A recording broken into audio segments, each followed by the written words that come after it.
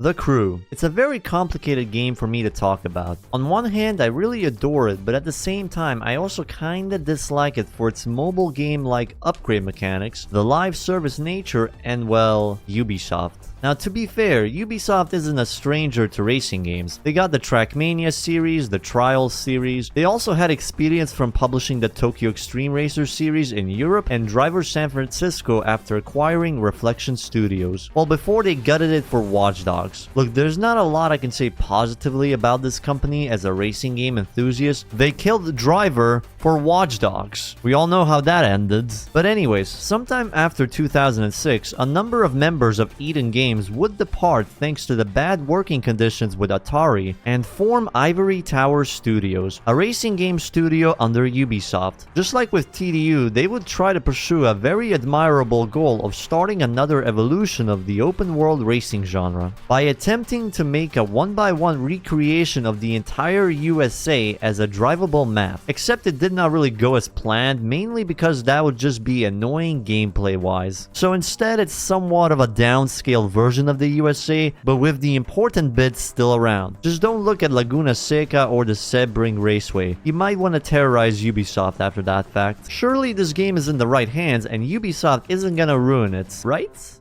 So let's clear our heads and try to be impartial to the game, no matter how much I dislike Ubisoft. The Crew 1 released in 2014 for the PlayStation 4, Xbox One, and PC, and also the 360 somehow. And in 2020, it got re-released for the Amazon Luna. Who even plays games on this thing? But anyways, just as I had explained earlier, this game features a downscaled version of the US, with every part of the map separated into different states and areas based on the US East Coast and West Coast, with the Midwest and also the South. Certainly a very ambitious goal after creating a near-accurate representation of Oahu. This game would also have its own single-player story campaign featuring Gordon Freeman? You're goddamn right. When this game was released, it received a mixed reception, with a lot of people praising the open world game design, but ultimately it was criticized for, of course, always being online and microtransactions. You can always count on Ubisoft to ruin things at the last second. But despite all that, the Crew 1 still managed to sell over 2 million copies within a year of its release. Now, despite having a single player campaign, because this game is a live service, you cannot reset the whole story by resetting the save file. The only way to do that is by playing the game on a completely new account. For context, this is the third account I have used to play this game. The first time was with my own account, which I acquired for free. Second time from a viewer who lent me his account, and now I finally got the game again for 10 bucks. Is it worth it? Well, we shall see if the developers kept up to their previous achievements.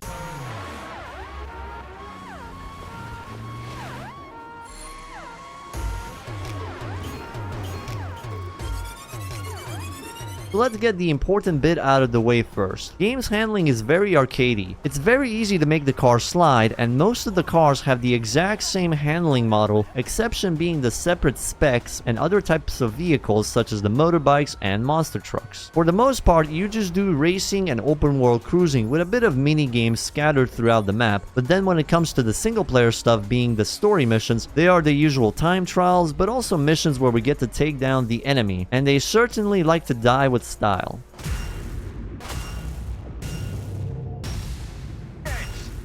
Don't pull your punches.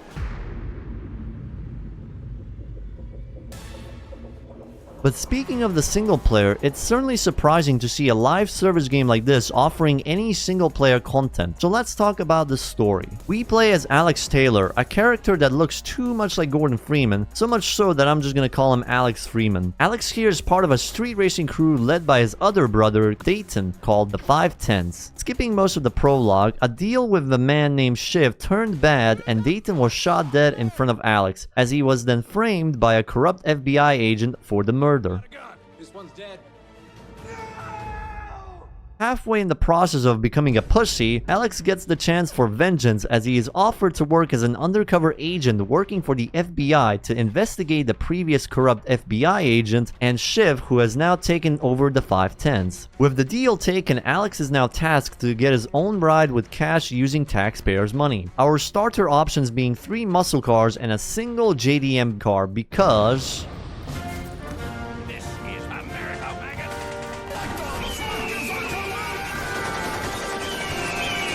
Throughout his journey, Alex would be provided safe houses by the FBI to store his cars and do other stuff. In retrospect, it's weird and impressive that the FBI manages to make every single headquarters look exactly the same. Their interior designer got some great dedication. With each of these headquarters comes a free car paid up front from the FBI, also using taxpayers' money. Because clearly buying this one guy a McLaren F1 is a top priority for the country. These freebies usually serve for the introduction of a new car class or modifications, allowing you to modify a car for different disciplines or specs, like turning a basic road car into an off-road monster or a track monster.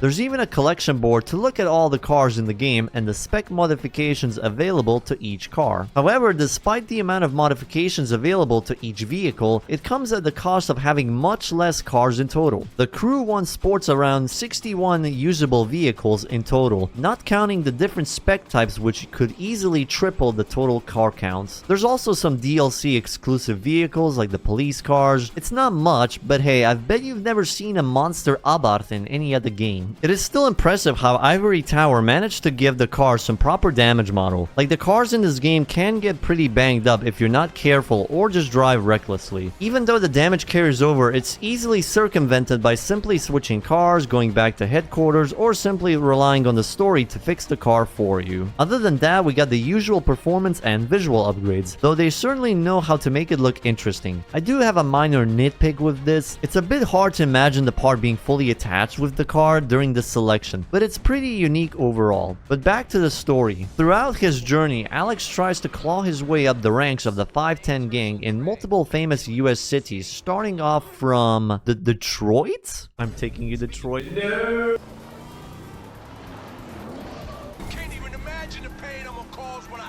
At least we get to ditch towards Chicago before someone could steal the wheels of our new Camaro, followed up by the Big Apple itself with a very disappointing Times Square. Like, seriously, I think GTA 4's version of Times Square is a lot more impressive than this. Then we get to visit the breeding grounds of the mystical Florida Man, with all the gators around as well. You can even become a Florida Man like I did. Oh, crocodile!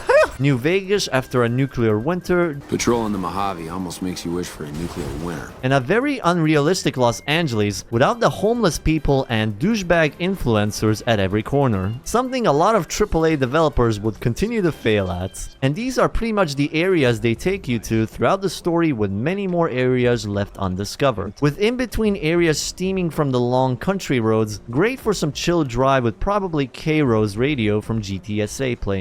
A couple of snowy mountain areas up north near the Canadian borders, and the arid canyons in the mid-south. Perfect places for those looking for some extreme environments and roads tailored for precise driving. Each major area except the south is controlled by a 510 boss, which Alex would need to help out, like helping Herschel get his V4 Inc., fixing Eric's money issues in the east, and helping product move through Nevada. Along this journey, you are introduced to new allies like our first buddy Harry, a close friend of Dayton and Alex, who's been struggling to protect what was left of Dayton. Alita, Shiv's abused ex-girlfriend with a fiery vendetta. Roxanne, definitely not a Watch Dogs character, who needed Alex's help finding her sister after she ended up getting involved with the 510 gang. I'll let you guess why she's Twitch chat's favorites. You can call me Roxanne. And Vincent, a stunt driver and broken man who got some personal grudge against the 510s after what Shiv has done to him. Why? What's his problem? He's an asshole.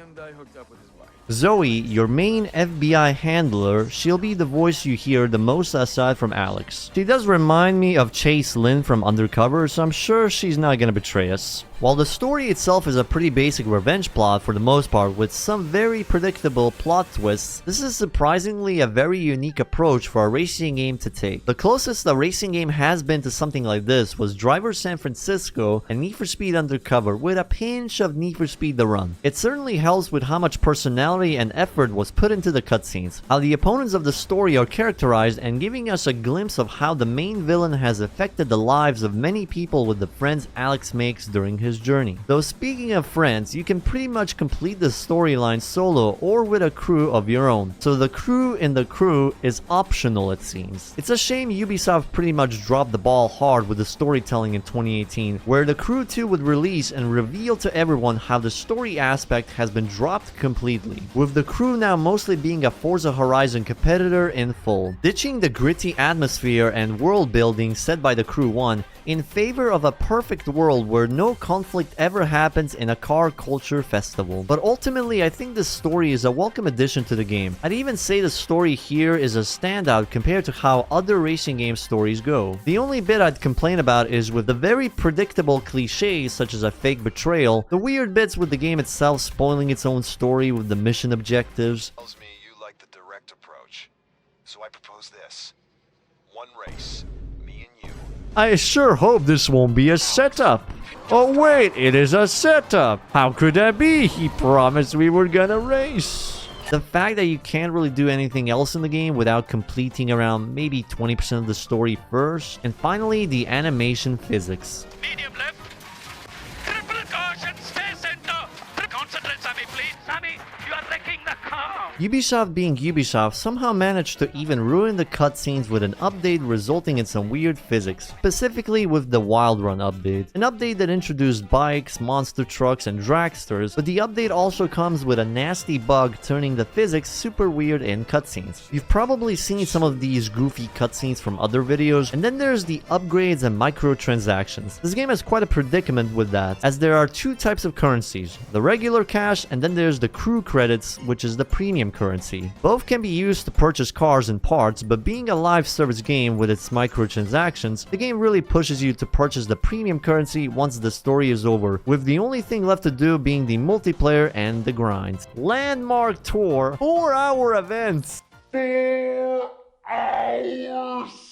4 hours of racing gives you 100k. A lot of cars require far more than just 100k. As for upgrades, they are earned by simply earning medals, but the way they are set up as clear rewards from any events makes it a bit interesting, especially with the smaller events. And these game modes are scattered throughout the whole map of the USA, most of them being things you'll see on your way to some location you had to go for the story. These small activities are something like driving fast on the road, smashing through panels on the road, making the longest jump, and etc. You get the idea. These ones are just small game modes to fill the massive map and help alleviate some boredom during the long distance travels. Activities rewards are based on the usual scaling of bronze, silver, and gold rewards, but an additional tier is unlocked once you get to level 50. So on one hand, the upgrades feel weird, but at the same time, setting them up as rewards for those small activities helps you progress through the game as you traverse throughout the map. You be the judge on whether you like it or not. But since this is a Ubisoft open world title, you can always expect the map to be littered with every random bit of side content. They even brought their iconic and annoying towers to this game, though luckily we don't have to painfully climb them like in Far Cry or Assassin's Creed. Then we have the car wrecks. You know the drill, collect them and get free cars. And finally, what is the point of having a full map of the US without its landmarks? Similar to Forza Horizon, you basically just drive by, take a picture and get paid. In this case, a lot of it. But what about the main events? Well, as I mentioned a bit before, you got the regular races, time trials, a bit of spice with takedowns for the story missions, and also Ubisoft's most exciting missions that they keep adding in every game they make, the tailing missions. As for the multiplayer, there's some fun game modes like the crate deliveries, where a team of racers has to get a crate to a certain location while being chased by cops, which could be filled by other players as well. There's also PvP races for some ranked action. Too bad it's pretty much dead at this point unless you got a group of dedicated players in your contact. Everyone is already playing Crew 2 and most likely going to be moving even further with Motorfest. All of these game modes provide the randomized upgrades I mentioned before, so participating in events is actually a pretty quick way to go higher in power. Sadly though, I didn't manage to experience more of the multiplayer events due to Ubisoft's janky servers or matchmaking constantly disconnecting us, but I guess that's expected from a game that's almost a decade old. Aside from the story and performance upgrades, there's also the perks being tied to your account levels. These perks grant a bunch of passive abilities, most of which are pretty useful for helping with progression. Just don't make the same mistake as I did though. Having such a massive size of map would also warrant the existence of some kind of fast travel mechanic, except there's a little problem with this game's fast travel. So you know how Forza or even TDU, the game these devs made previously, limits fast travel only to roads? Well, this is precisely what happens when you don't have that limitation. Okay, so I fast travel there, And then this area entirely unlocked, so I could continue doing this. Continue doing this until I actually get to the destination. It's straight up abusable and pretty much kills the exploration factor. I mean, it's a funny way to play the game, I guess, but yeah, you can't deny that it just completely kills the exploration vibe. I had expected the worst when it comes to the cops, remembering what they were in TDU1, but I'm glad to say they are much better designed for the crew. The biggest issue with them, however, is the difficulty. They're either so easy to evade or so ridiculously rubber banding you'll spend almost half an hour just outrunning these bastards. Getting busted doesn't really do much though. To make things interesting, multiplayer pursuits gives both racers and cops equipment to help spice things up, kinda like Hop Suit 2010.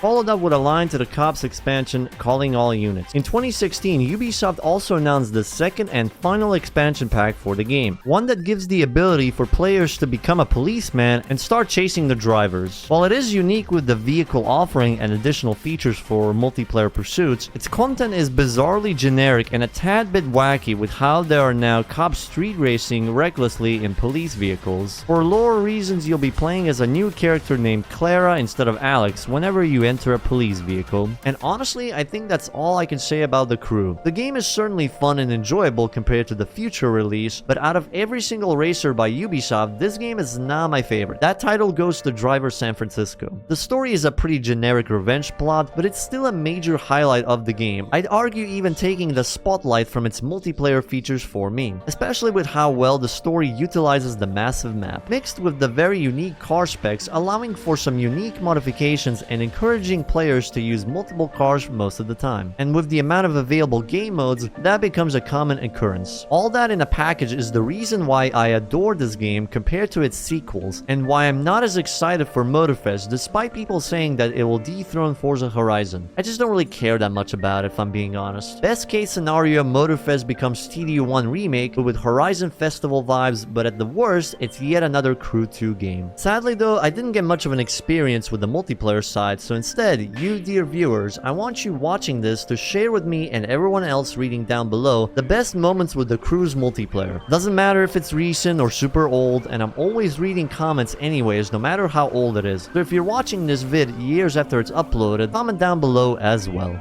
And that is another video for you lads. Thank you for watching. As always, massive thanks to the YouTube members and patrons that support this channel. If you feel like supporting the channel, you can either check out the Patreon page or the YouTube memberships, whatever you prefer. It helps the channel massively. And special shoutouts go to Polo and Leon. I'll see you lads fresh again next week for another video. Take care until then.